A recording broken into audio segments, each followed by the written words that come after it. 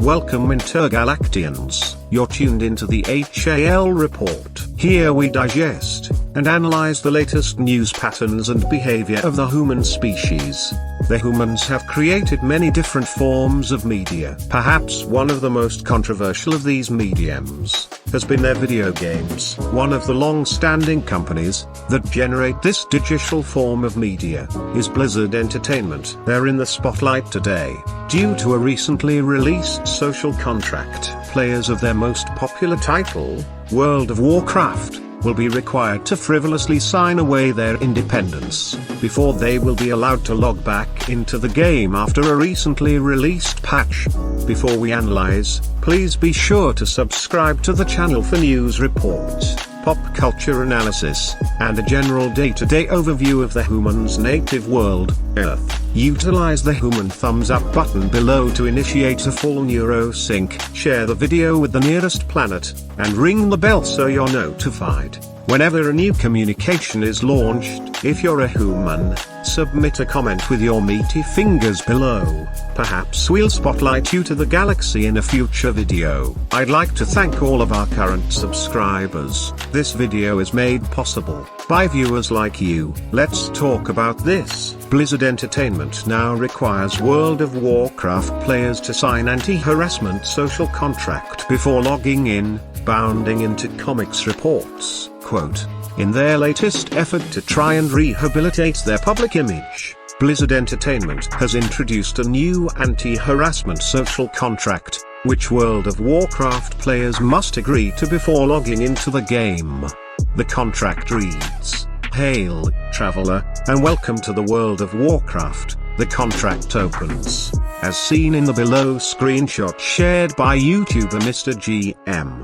Azeroth is a living world full of people like you, other players with different backgrounds, cultures, experiences, and histories who have all come together to play World of Warcraft. Every player deserves to have a world that they feel safe in, so please take a minute to read our social contract. In addition to encouraging players to make friends, play as a team, assist others, and help answer questions others have in chat channels, the contract also warns players against engaging in a number of behaviors which the developer has deemed unacceptable. The contract continues, we recognize that the internet is not always a safe haven. Blizzard Entertainment admits in the agreement, before detailing which actions are not accepted in Azeroth. According to the developer, prohibited behavior includes hate speech, including negative comments that target another player's identity, including aspects like race, gender, or ability, harassment, threats, or abusive/derogatory language and behaviors, and spamming, advertising, or other disruptive behaviors. If you harm your fellow adventurers with any of the above behaviors, the contract explains, you are subject to punishment up to and including suspension of your account. It's a big world out there, with all sorts of people in it. So please try to be respectful of each other, and if you ever feel like somebody is acting against this code, please report those behaviors so that our team can look into it. It adds, together, you can help us make the World of Warcraft a safe home away from home for everyone. Doesn't that just warm your capacitors? Or gurgle blurps? Okay, well, you're in the workings. Let's go with that. I wouldn't want to be accused of not being inclusive. Whatever you're comprised of, I'm sure you get a snuggly safe feeling, knowing that the humans are striving forward, towards a goal of ensuring that any untangible, pointy, surface has been carefully smoothed out, and bubble wrapped, so as to ensure that everyone is kept safe from the most violent thing in the universe, words. The humans seem to be fragile beings, in desperate need of coddling from cradle to grave. The funny thing is, in reality, something like this is nearly meaningless. Online games have always utilized reporting functions to ban players that engage in abusive behavior. Additionally, does Blizzard believe that a right couple of paragraphs on a screen will ultimately alter an individual's attitude? Personally, I would rather a company focus on the product they're selling. Now, if Blizzard is looking to expand into the nanny industry, perhaps it's good to start practicing those skills now. It's a competitive market after all.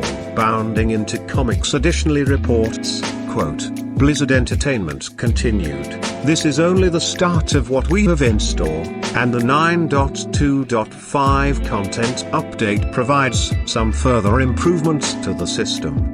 When players first log in to World of Warcraft after the 9.2.5 content update goes live, they will be greeted by the new social contract," they then announced. This contract will need to be read and accepted before a player can continue into the world of Azeroth. The contract outlines behavior that will help make your experiences more positive and provides an outline of behaviors that are not acceptable within the game. While you should only need to accept it once, the developer admitted, there may be a future point where you'll need to re-accept the contract to continue playing. The company is also charging ahead, and going all in on the hottest human fad, diversity and inclusion. Personally, I miss when their fads included things like Beanie Babies, Pogs, and planking, but I'm merely an observer here. The CEO Bobby Kotick has recently released statements detailing the company's plans to significantly ramp up diverse hiring initiatives and better pay transparency.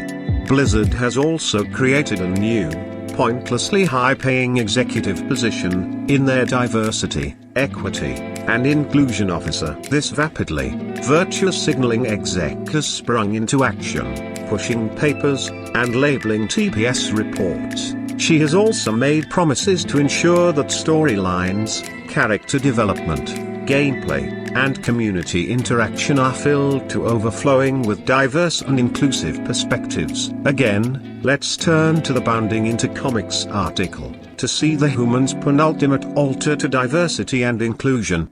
Quote, "The most baffling effort of all, however, was Activision Blizzard's proud reveal of their diversity space tool, a quantitative tool which assigns characters a number metric based on which diversity boxes they check.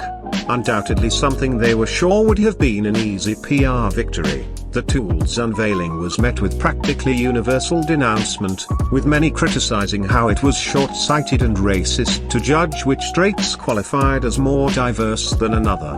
In response, Activision Blizzard quickly clarified that the tool was not being used in active development despite previous claims from the company that it had been tested by the Call of Duty, Vanguard and Overwatch 2 teams.